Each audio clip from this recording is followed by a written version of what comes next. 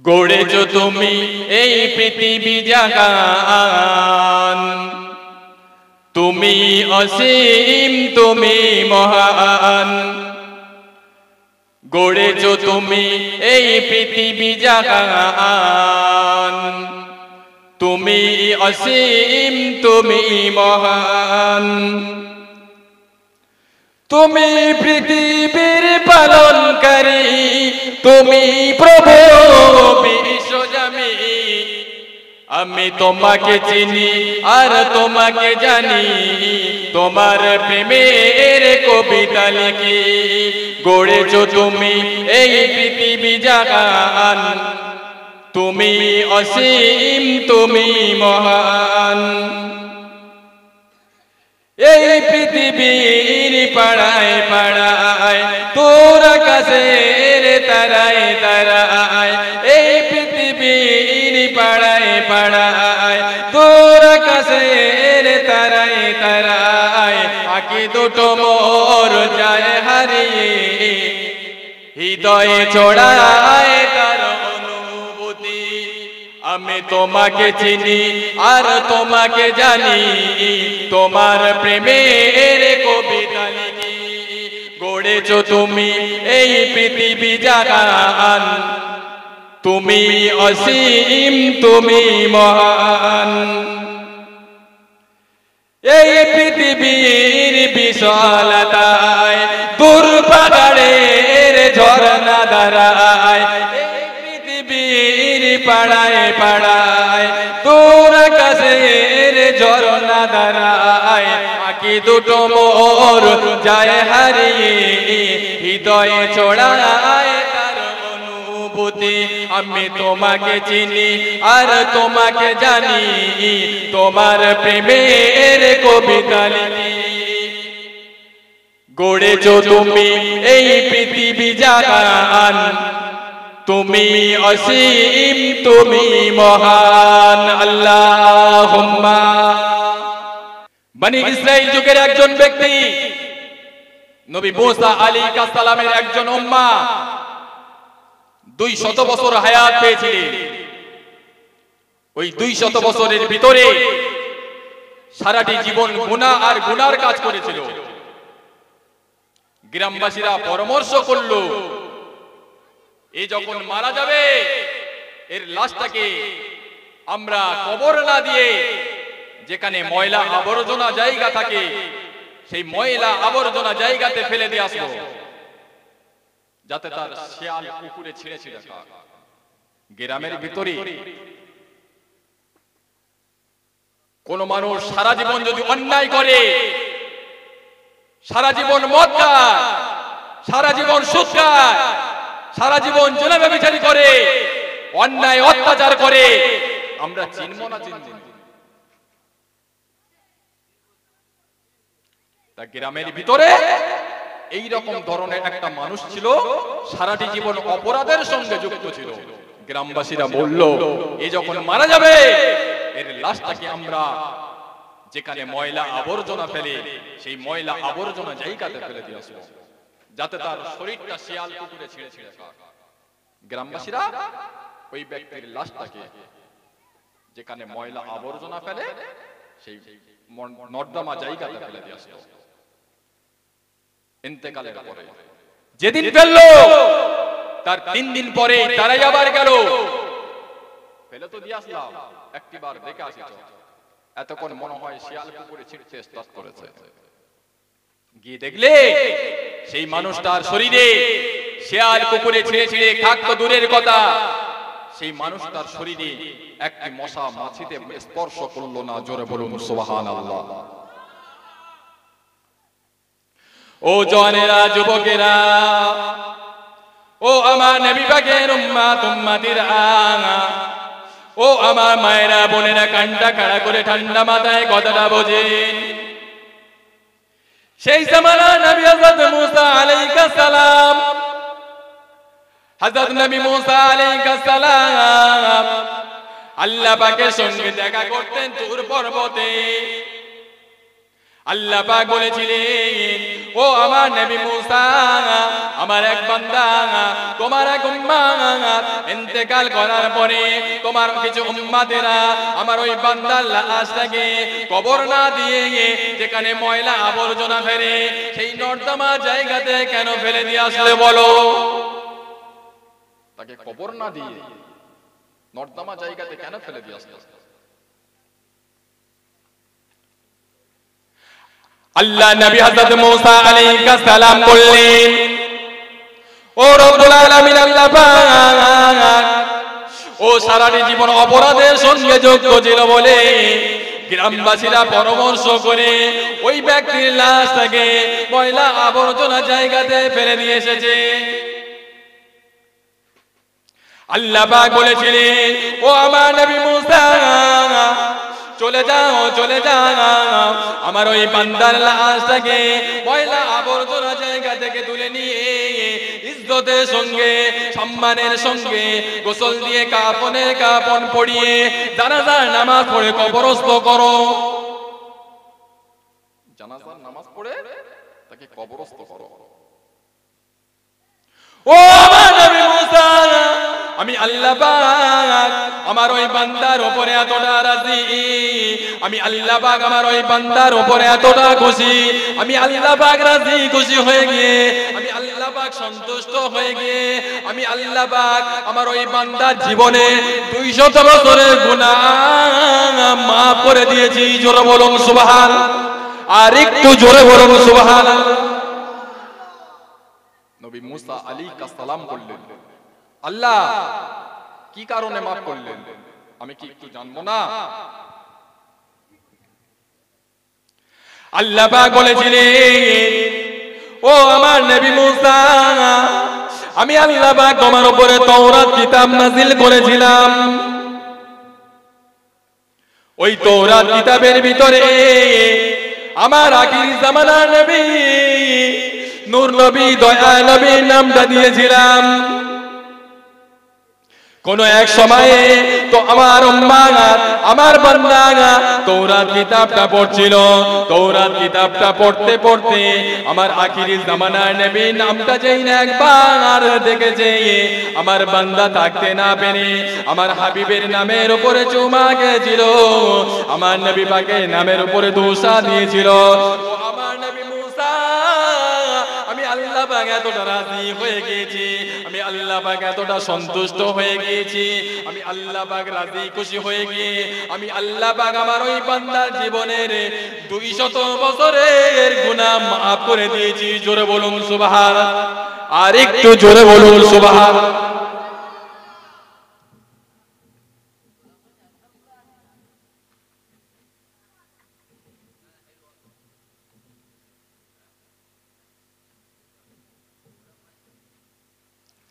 নবী মুসা আলাইহিস সালামের উম্মাত যদি আমার নবী পাকের নামের উপরে চুমা খাওয়ার কারণে, আমার নবী পাকের নামের উপরে দরুদ পড়ার কারণে তার জীবনে 200 বছরের গুনাহ মাফ হতে পারে, আমরা সেই নবী পাকের উম্মাত আমার নবী পাকের সুন্নাত অনুযায়ী চললে, আমার নবী পাকের আদর্শ অনুযায়ী চললে আমাদের গুনাহ মাফ হবে না? হবে না বলে আল্লাহকে রাজি খুশি করার জন্য বিচার করো। হযরত ওমর ফারুক রাদিয়াল্লাহু তাআলা আনহু যখন রাজগদিতে বসেছিলেন, হযরত ওমর ফারুক রাদিয়াল্লাহু তাআলা আনহু এক ছেলে কোন কারণে একটা অন্যায় কাজ করেছিল। হযরত ওমর ফারুক বললেন, এই যে আল্লাহ, আমার ছেলে যে অন্যায় করেছে ওর জন্য 100 চাবুক মারো।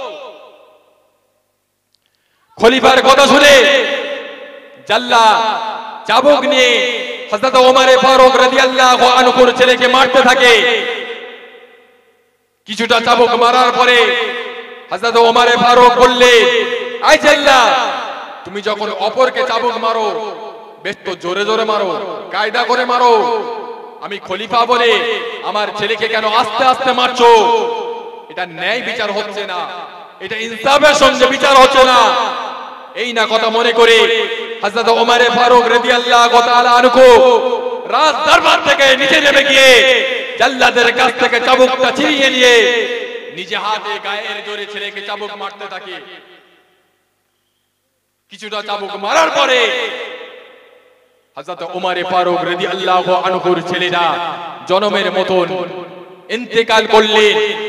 ইন্তেকাল করার পরে হযরত ওমর ফারুক রাদিয়াল্লাহু আনহু বললেন,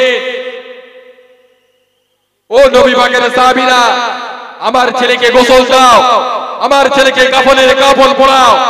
হযরত ওমর ফারুক রাদিয়াল্লাহু আনহুর ছেলেকে গোসল দেওয়া হলো, কাফনে কাফন পরানো হলো, জানাজার নামাজ পড়ানো হলো, খাটিয়া করে লাশ কবরের দিকে নিয়ে যাওয়া হলো। কবরে নামিয়ে দিয়ে সকলে যখন তিন মুঠা মাটি দিয়ে নিজেরা কক্ষের দিকে ফিরে আসে, হযরত ওমর ফারুক রাদিয়াল্লাহু আনহু নিজের ছেলের কবরের কাছে দাঁড়িয়ে দাঁড়িয়ে কি যেন চিন্তা করছে। নবী পাকের সাহাবীরা বললেন, হুজুর আপনি কি চিন্তা করছেন? হযরত ওমর ফারুক বলেছিলেন, ও নবী পাকের সাহাবীরা, আমি ওমরের একটা কথা চিন্তা হচ্ছে, মনে করুন 100 চাবুক মারার কথা, 80টা চাবুক মেরেছি, এখন বাকি চাবুক 20টা বাকি রয়েছে। আমি ওমর কিয়ামতের ময়দানে আল্লাহ পাকের সামনে যদি দাঁড়িয়ে যায়, আল্লাহ পাক যদি আমাকে জিজ্ঞাসা করে, ও ওমর তোমার ছেলের বিচারটা ঠিক হয়নি, এই না কথা মনে করি হযরত ওমর ফারুক রাদিয়াল্লাহু আনহু ন্যায় বিচার করতে গিয়ে, ইনসাফের সঙ্গে বিচার করতে গিয়ে, আল্লাহকে রাজি খুশি করতে গিয়ে, আল্লাহকে সন্তুষ্ট করতে গিয়ে আরো বাকি 20টা চাবুক ছেলের কবরের উপরে মেরেছিলেন। জোরে বলুন না সুবহানাল্লাহ। ওই বাকি 20টা চাবুক ছেলের কবরের উপরে মারার পরে ছেলের কবরের ভিতর থেকে আওয়াজ আসছে, আব্বা আপনি ন্যায় বিচার করেছেন, আপনি ইনসাফের সঙ্গে বিচার করেছেন, আপনার বিচারটা দেখে আল্লাহ পাক এতটা রাজি হয়ে গিয়েছে, এতটা খুশি হয়ে গিয়েছে, আল্লাহ পাক রাজি খুশি হয়ে গিয়ে আমার জীবনের সমস্ত গুনাহকে maaf করে দিয়েছেন। জোরে বলুন, আর একটু জোরে বলুন। এখন বিচার হয় তো সম্পূর্ণ আলাদা। নেতার ছেলে অন্যায় করলে আলাদা বিচার,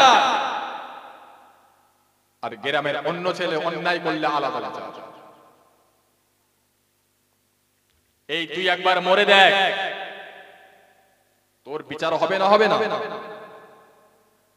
আল্লাহ পাক কোরআন শরীফের ভিতরে বললেন, ফামাইয়া আমাল মিসকালা যাররাতিন খায়রান ইয়ারা ওয়া মাইয়া আমাল মিসকালা যাররাতিন শাররান ইয়ারা। বান্দা যদি সামান্য অন্যায় করো তোমার রেহাই মিলবে না, আর যদি সামান্য পরিমাণ ভালো কাজ করো তার জন্য আল্লাহ পাকের রহমতের দয়ার জান্নাতুল ফেরদাউস রয়েছে। জোরে বলুন না সুবহানাল্লাহ। হযরত ওমর ফারুক রাদিয়াল্লাহু তাআলা আনহু যখন খলিফার গদিতে বসেছিলেন, হযরত ওমর ফারুক রাদিয়াল্লাহু তাআলা আনহু সারা রাত বিছানায় ঘুমাতেন না। মদিনার অলিতে গলিতে ঘুরতে ঘুরতে রাত অতিবাহিত করে দিতেন। কোন এক তারিখে হযরত ওমর ফারুক রাদিয়াল্লাহু তাআলা আনহু মদিনার অলিতে গলিতে ঘুরতে ঘুরতে হুজুরের কানে আওয়াজ এলো, কোথা হতে যেন কান্নার আওয়াজ ভেসে ভেসে আসছে। হযরত ওমর ফারুক রাদিয়াল্লাহু তাআলা আনহু ওই ঘরের দরওয়াজার কাছে গিয়ে বললেন, মা আপনার বাচ্চারা কেন কাঁদে? বাচ্চাদের কান্নার কারণটা কি আমায় একটু বলবে? মদিনার রমণী ডুকরে কেঁদে ফেললে, বলেছিলেন, হুজুর আমার স্বামী কয়েকদিন আগে মারা গিয়েছে, বাড়িতে যা কিছু ছিল রান্না বান্না করে চালিয়েছি, আর ঘরে তেমন কোনো আহার নাই, বাচ্চারা ক্ষুধার কাতরে কাঁদছে, আমি মা হয়ে বাচ্চাদের সান্ত্বনা দিতে পারছি না। তাই কি করলাম, হাঁড়ি নিয়ে হাঁড়ির ভিতরে পানি দিয়ে পাথর দিয়ে উনানের উপরে চাপিয়ে দিয়ে নিচে থেকে জাল দিচ্ছি, পানি টকবগের আওয়াজে বাচ্চাদের সান্ত্বনা দিচ্ছি, বাবা সবর করো সবর করো, রান্না হয়ে গেলে খেতে দেবো। হযরত ওমর ফারুক রাদিয়াল্লাহু তাআলা আনহু যখন এই কথা শুনলেন, মোটে স্থির না থেকে চট জলদি গতিতে রাস্তার বারে গিয়ে নিজে আটার বস্তা মাথায় করে গরিব অসহায় মানুষের বাড়িতে পৌঁছে দিয়েছিলেন। জোরে বলুন না সুবহানাল্লাহ। আর আমাদের এলাকা নেতারা মনে মনে করে একবার যদি সিংহাসনে বসতে পারি 5 বছরে দুয়ে নেব, সারা জীবন বসে খাবো। ঠিক কিনা বলে বলে নিজের ছেলে অন্যায় করলে আলাদা বিচার, অন্য কেউ অন্যায় করলে তার জন্য আলাদা বিচার। তোমার বিচার হবে না হবে না, আল্লাহ পাকের দরবারে কি জবাব দেবে? মরণ হবে না হবে না, কিয়ামতের ময়দানে আল্লাহ পাকের সামনে কি দাঁড়াবে, কি মুখ দেখাবে? কিয়ামতের ময়দানে, মাশারের ময়দানে আমাদের মাথার কোটি কোটি মাইল দূরে যে সূর্যটা আছে, এই সূর্যটাকে আল্লাহ পাক আমাদের মাথার আধা হাত নিচে নামিয়ে আনবে। এই সূর্যের একটা মুখ দেখতে পাচ্ছেন, কিয়ামতের ময়দানে এই সূর্যের 12টা মুখ খুলে দেওয়া হবে। 12টা মুখ দিয়ে কিরণ ছাড়বে, জমিনটা পুরো লাল তামা হয়ে যাবে। तमाम হাসরবাসীরা পিপাসার কারণে পানি পানি পানি পানি করে চিৎকার করবে। এক তারিখে আমাদের আম্মা জান হযরত আয়েশা সিদ্দিকা রাদিয়াল্লাহু তাআলা আনহা আমার নবী পাককে বললেন, ইয়া রাসূলুল্লাহ কে ইয়া হাবিবাল্লাহ, কিয়ামতের ময়দানে মাশারের ময়দানে আল্লাহ পাকের কোটি কোটি কোটি কোটি বান্দা বান্দি, ওই কোটি কোটি বান্দা বান্দীদের ভিতরে কোথায় গেলে আপনাকে দেখতে পাবো? ইয়া রাসূলুল্লাহ কে ইয়া হাবিবাল্লাহ, পৃথিবীর জমিনে আমি আপনাকে 5টা মিনিট যদি না দেখতে পাই, আমি আয়েশার বুকের ভিতরে এমন একটা জ্বালা শুরু হয়ে যায়, এমন একটা যন্ত্রণা শুরু হয়ে যায়, ওই জ্বালাটা পৃথিবীর কোনো বস্তু দিয়ে নিবারণ করা যায় না, কেবলমাত্র আপনার চাঁদ মুখখানা দেখার জ্বালা।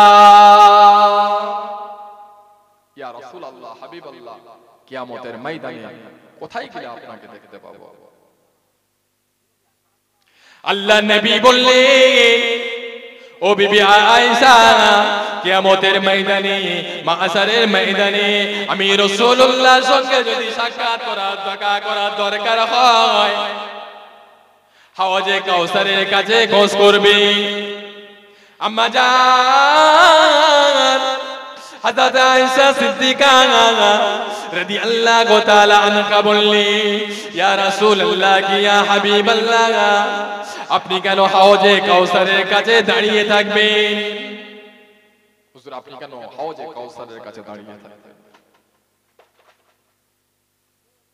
আল্লাহ নবী বললেন, ও বিবি আয়েশা, কিয়ামতের ময়দানে আমার যে সমস্ত উম্মাত উম্মাতিরা পিপাসার কারণে পানি পানি পানি পানি করে চিৎকার করবে, ও বিবি আয়েশা, আমি রাসূলুল্লাহ ওই সময় থাকতে না পেরে আমি আমার ওই সমস্ত গুনাহগার উম্মাত উম্মাতিদের পিপাসার পানি হাওজে কাউসারের পানি পান করাতে থাকবো। জোরে বলুন সুবহানাল্লাহ। আয়েশা, আমি রাসূলুল্লাহর সঙ্গে যদি সাক্ষাৎ করার দেখা করার দরকার হয়, হাওজে কাউসারের কাছে খোঁজ করবে। আম্মা জান আয়েশা সিদ্দিকা বললেন, ইয়া রাসূলুল্লাহ, হাবিবাল্লাহ, আর কোথায় গেলে আপনাকে দেখতে পাবো? আল্লাহ নবী বললেন, ও বিবি আয়েশা, আমি রাসূলুল্লাহর সঙ্গে যদি সাক্ষাৎ করা দেখা করা দরকার হয়, পুলসিরাতের পোলের কাছে খোঁজ করবে।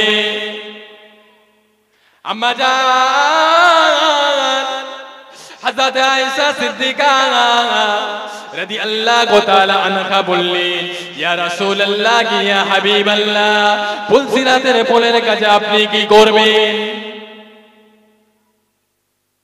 আল্লাহ নবী বললেন, ও বিবি আয়েশা, আমি রাসূলুল্লাহ যখন দেখতে পাবো আমার গুনাহগার উম্মাত উম্মতিরা পুলসিরাতের পোল ঠিক মতন পার হতে পারছে না। আমি রাসূলুল্লাহ নিজে হাতে ধরে ধরে তাদেরকে পুলসিরাতের পোল পার করিয়ে দেব। জোরে বলুন সুবহানাল্লাহ। আম্মা জান আয়েশা সিদ্দিকা রাদিয়াল্লাহু তাআলা আনহা আমার নবীকে বললেন, ইয়া রাসূলুল্লাহ, হাবিবাল্লাহ, আর কোথায় গেলে আপনাকে দেখতে পাবো? আল্লাহ নবী বললেন, ও বিবি আয়েশা, আমি রাসূলুল্লাহর সঙ্গে যদি সাক্ষাৎ করা দেখা করা দরকার হয়, মিজানে দাড়ি পাল্লার কাছে খোঁজ করবে। আম্মা জান হযরত আয়েশা সিদ্দিকা রাদিয়াল্লাহু তাআলা আনহা বলেছিলেন, ইয়া রাসূলুল্লাহ কে, ইয়া হাবিবাল্লাহ, আপনি কেন মিজানে দাড়ি পাল্লার কাছে দাঁড়িয়ে থাকবেন?